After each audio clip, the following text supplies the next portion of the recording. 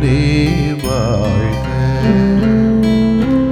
உள்ளொரு ஜோதியே வாழ்க. உள்ளம் நிறைந்தோனே வாழ்க. நீங்காதொருவனை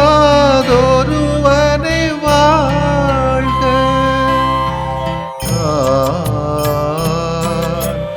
ஒளி பொருந்திய அழியாத ஆன்மா.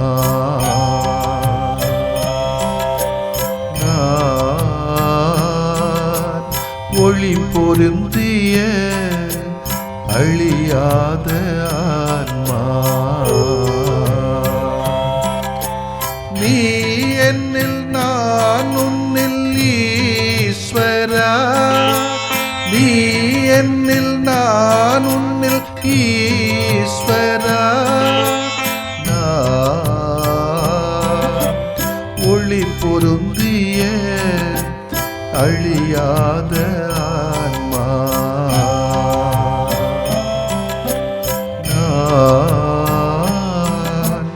ஒளி பொருந்திய அழியாத ஆன்மா.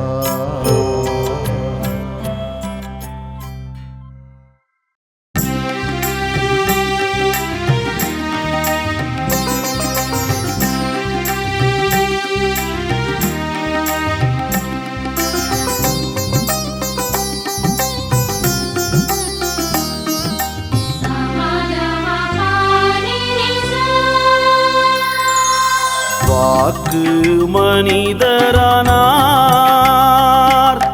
நம்மிடை வாழலானார்.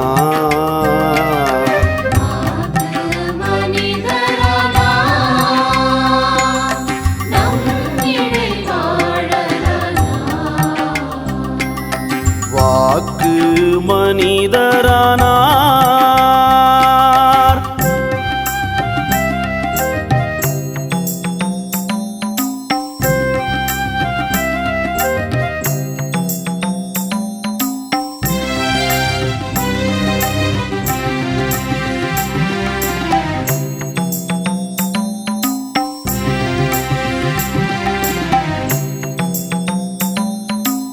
உலகின் தொடக்கமாய் உயிரின் இயக்கமாய்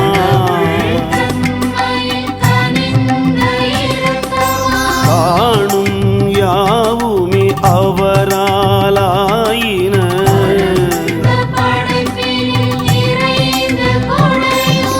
வாக்கு மனிதரானார்,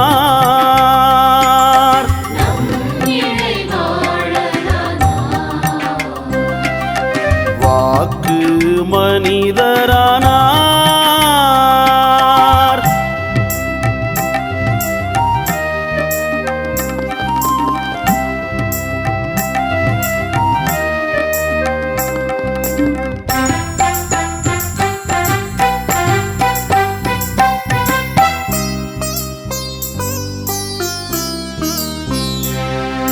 மனிதர் தேடிடும் வாழ்வாய் ஆகியே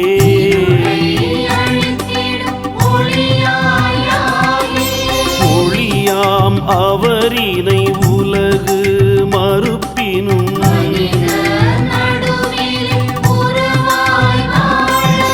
வாக்கு மனிதரானார்,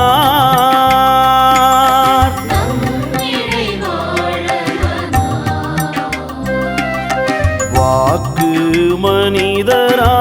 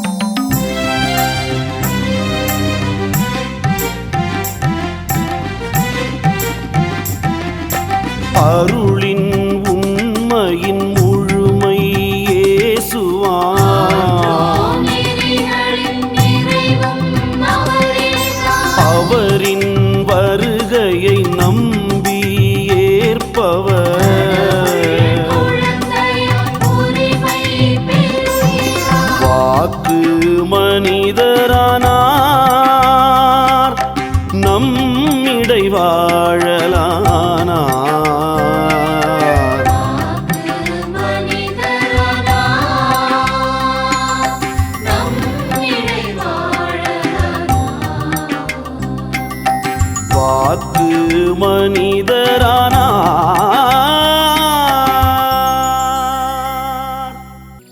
யோவான் நற்செய்தி அலகு 1 இறை சொற்றொடர்கள் 1 முதல் 18 முடிய. தொடக்கத்தில் வாக்கு இருந்தது, அவ்வாக்கு கடவுளோடு இருந்தது, அவ்வாக்கு கடவுளாயும் இருந்தது.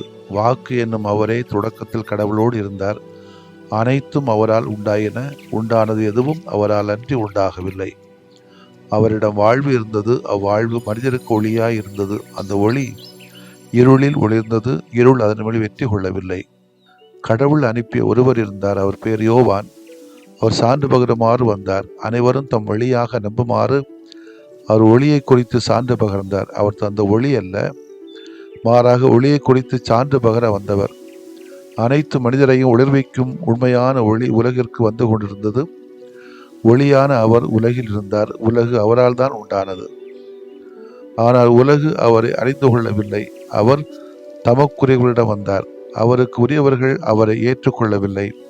அவரிடம் நம்பிக்கை கொண்டு அவரை ஏற்றுக்கொண்ட ஒவ்வொருவருக்கும் அவர் கடவுளின் பிள்ளைகளாக உரிமை அளித்தார். அவர்கள் இரத்தத்தினாலோ உடல் இச்சையினாலோ ஆண்மகன் விருப்பத்தினாலோ பிறந்தவர்கள் அல்ல, மாறாக கடவுளால் பிறந்தவர்கள். வாக்கு மனிதரானார், நம்முடைய குடிகொண்டார். அவரது மாட்சியை நாங்கள் கண்டோம். அருளும் உண்மையும் நிறைந்து விளங்கிய அவர் தந்தையின் ஒரே மகன் என்னும் நிலையில் இம்மாட்சியை பெற்றிருந்தார். யோவான் அவரை குறித்து, எனக்கு பின் வரும் இவர் என்னை விட முன்னிடம் பெற்றவர், ஏனெனில் எனக்கு முன்பே இருந்தார் என்று நான் இவரை பற்றியே சொன்னேன் என உரத்த குரலில் சான்று பகர்ந்தார். அவரது நிறைவிலிருந்து நாம் யாவரும் நிறைவாக அருள் பெற்றுள்ளோம். திருச்சட்டம் மோசே வழியாக கொடுக்கப்பட்டது, அருளும் உண்மையும் இயேசு கிறிஸ்து வழியாய் வெளிப்பட்டன. கடவுளை யாரும் என்றுமே கண்டதில்லை. தந்தையின் நெஞ்சத்திற்கு நெருக்கமானவரும் கடவுள் தன்மை கொண்டவருமான ஒரே மகனே அவரை வெளிப்படுத்தியுள்ளார். ஆண்டவரின் அருள்வாக்கு. இறைவா உமக்கு நன்றி. அன்புக்கு இனியோரே, அன்பு ஆயரே, தோழமை அருள் பணியாளர்களே, அருள் சகோதரிகளே, அன்பு மக்களே, நண்பர்களே, உறவினர்களே, 2025 நிறைவடையும் இந்த நாளில் இது உங்கள் முயற்சிகளால் சாத்தியமான சாதனைகளின் அற்புதமான ஆண்டாகும்.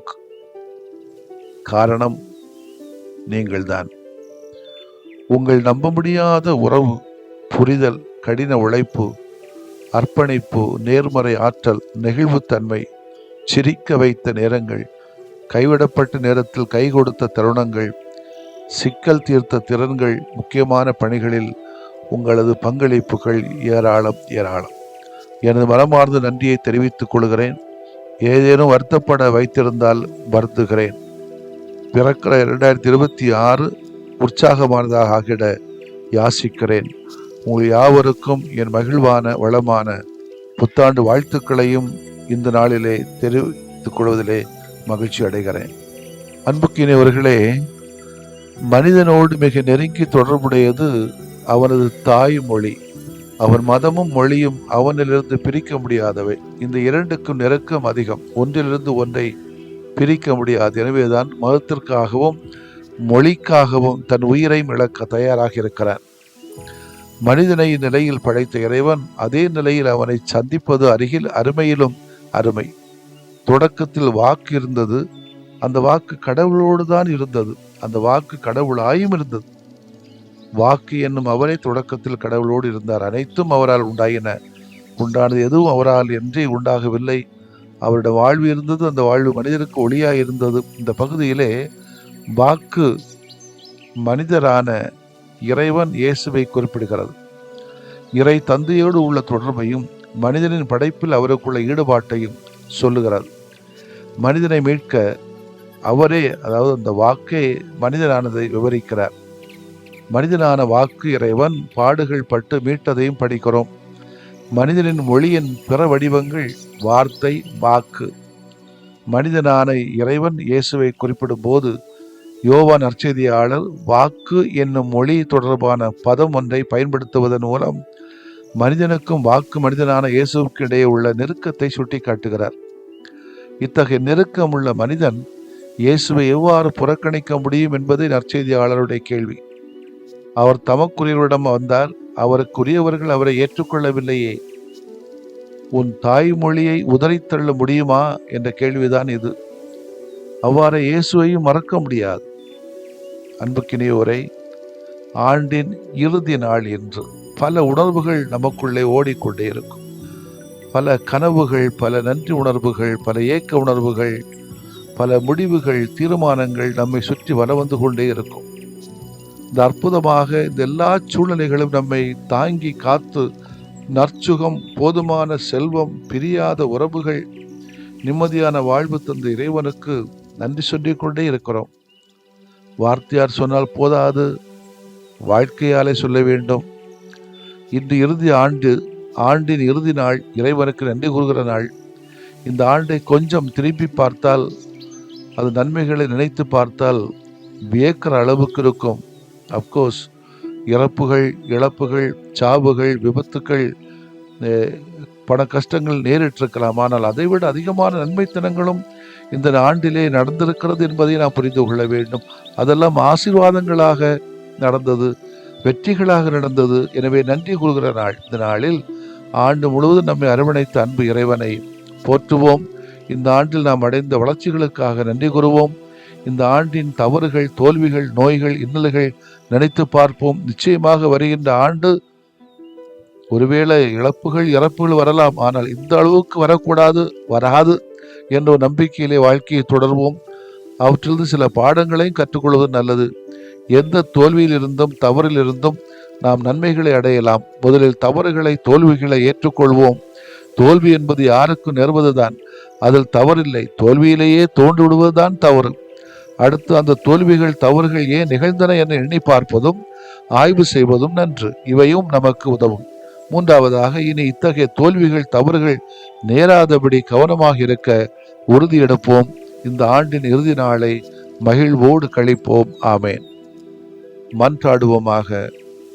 தொடக்கமும் முடியுமான ஆண்டவரே இறைவா, இந்த ஆண்டின் இறுதி நொடிகளிலே, இறுதி நாட்களிலே, இறுதி நாளிலே நன்றியோடு உம்மை போற்றுகிறோம்.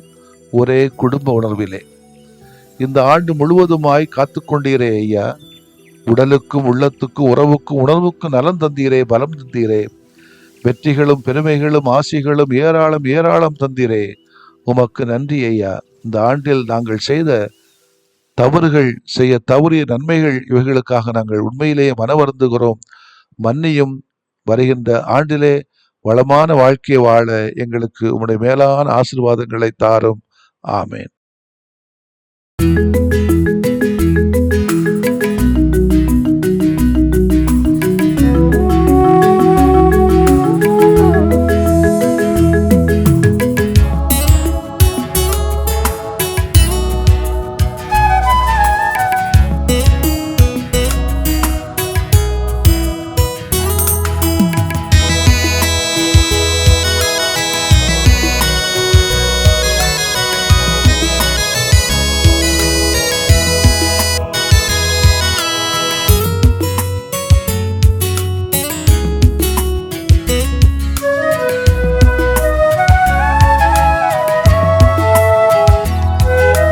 ஒரு வார்த்தை சொன்னாலே நலமாகுமே, மனம் இறங்கும் ஆண்டவரே.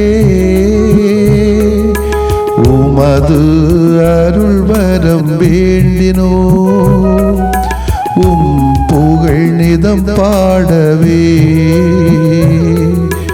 உமது அருள் வரம் வேண்டினோ, உம் புகழ் நிதம் பாடவே.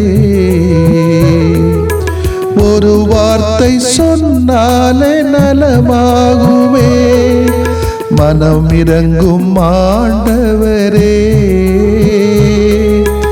உமது அருள் வரம் வேண்டினோ, உம் புகழ் நிதம் பாடவே. உமது அருள் வரம் வேண்டினோ, உம் புகழ் நிதம் பாடவே.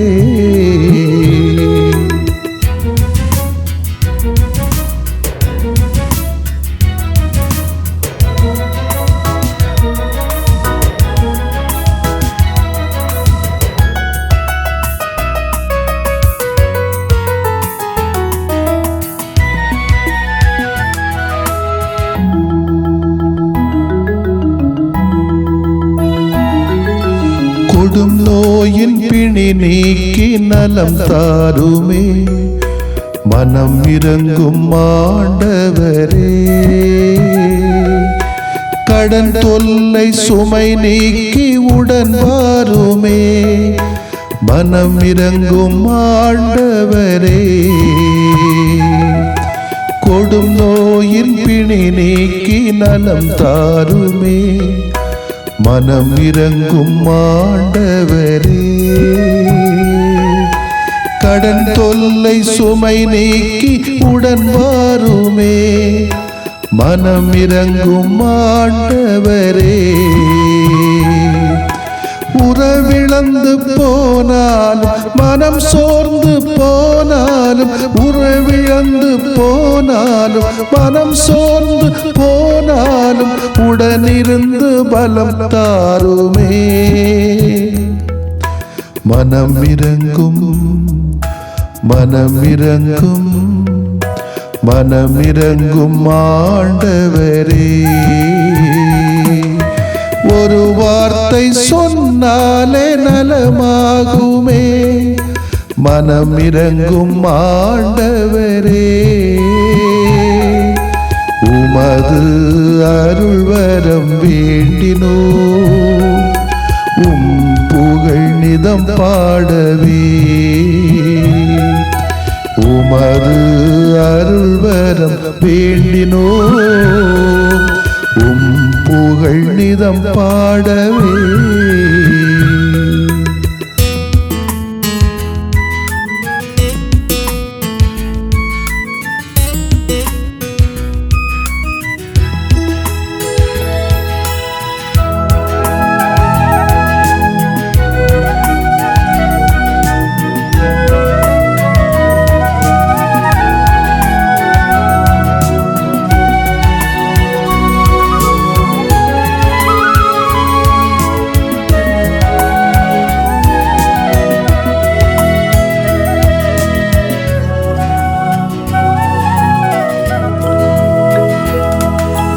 இருள் போக்கி இனி வாழ்வில் ஒளி தாருமே மனம் இறங்கும் ஆண்டவரே. கண்ணீரின் நேரத்தில் தாயாகவே மனம் இறங்கும் ஆண்டவரே. இருள் போக்கி இனி வாழ்வில் ஒளி தாருமே மனம் இறங்கும் ஆண்டவரே. கண்ணீரின் நேரத்தில் தாயாகவே மனம் இறங்கும் ஆண்டவரே. உயிரில்லா வாழ்வினிலே உயிர் தந்த தெய்வம் நீ. உயிரில்லா வாழ்வினிலே உயிர் தந்த தெய்வம் நீ. துயர் போக்கி துணையாக வா மனம் இறங்கும் மனம் இறங்கும் மனம் இறங்கும் ஆண்டவரே. ஒரு வார்த்தை சொன்னாலே நலமாகுமே மனம் இறங்கும் ஆண்டவரே. உமது அருள் வரம் வேண்டினோ உம் புகழ் நிதம் பாடவே. உமது அருள் வரம் வேண்டினோ உம் புகழ் நிதம் பாடவே.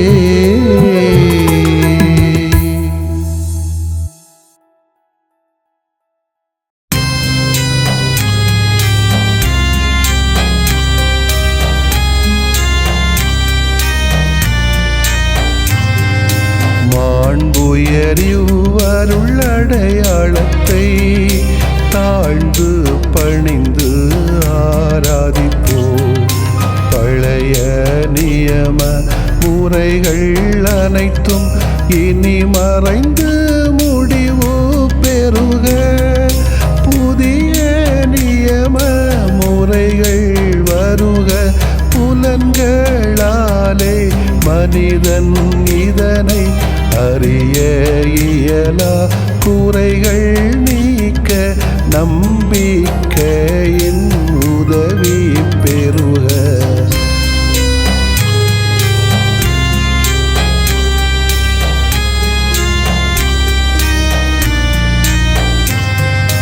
தந்தை அவர்க்கும் மகன் அவர்க்கும் புகழ்ச்சியோடு வெற்றியாக்கும். மீட்பின் பெருமை மாட்சிமையோடு வலிமை வாழ்த்து யாவுமாக.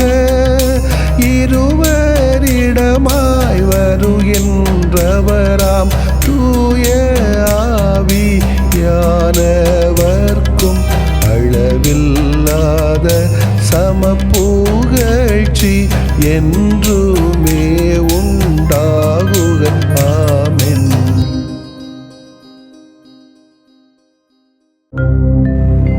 வானின்று அவர்களுக்கு அப்பமளித்தீரே, இனிமையெல்லாம் தன்னகத்தில் கொண்ட அப்பம் இதுவே. மன்றாடுவோமாக. இறைவா, இந்த வியப்புக்குரிய அருளடையாளத்திலே உம்முடைய பாடுகளின் நினைவை எங்களுக்கு விட்டு சென்றீ. உம் திருவுடல் திருநத்தமாகியவற்றின் தூய மறைபொருளை வணங்கும் நாங்கள் உமது மீட்பின் பயனை இடைவிடாமல் துய்த்து உணர்ந்து மகிழ அருள்வீராக. தந்தையாகிய இறைவனோடும் தூய ஆவியாரின் ஒன்றிப்பில் இறைவனா என்றென்றும் வாழ்ந்து ஆட்சி செய்கின்ற உம்மை மன்றாடுகிறோம்.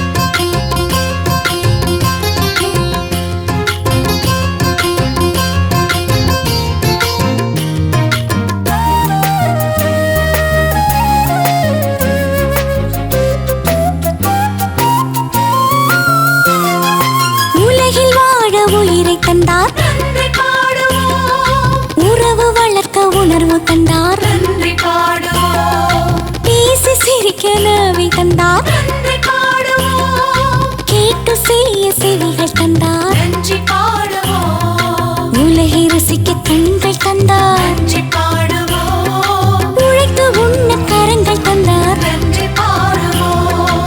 பாடி புகழ குரலை தந்தார், நன்றி பாடுவோம். ஆடி மகிழ கால்கள் தந்தார், நன்றி பாடுவோம். நன்றி பாடுவோம், நன்றி பாடுவோம், நன்றி பாடுவோம், நன்றி பாடுவோம். அன்பில் கனிந்து அருளின் தெய்வம் நமது வாழ்வினில் செய்த நன்மை நெஞ்சம் நினைந்து நன்றி பாடுவோம்.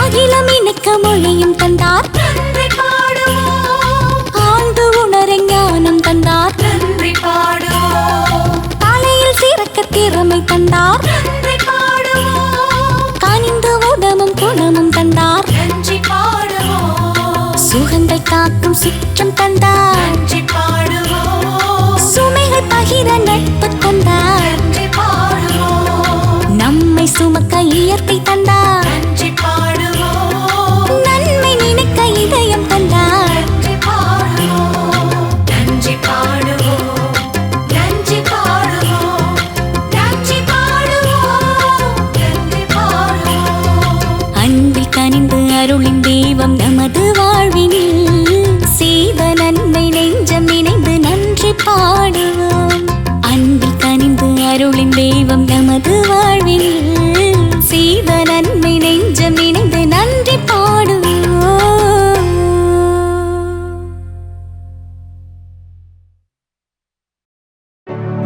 நிலையான புகழுக்குரிய தூய இறை நன்மைக்கு எல்லா காலமும் தொழுகையும் புகழும் போற்றியும் ஆட்சிமையும் உண்டாக கடவது. போற்றியும் ஆட்சிமையும் உண்டாக கடவது. தந்தை, மகன், தூய ஆவியாரின் பெயராலே ஆமென்.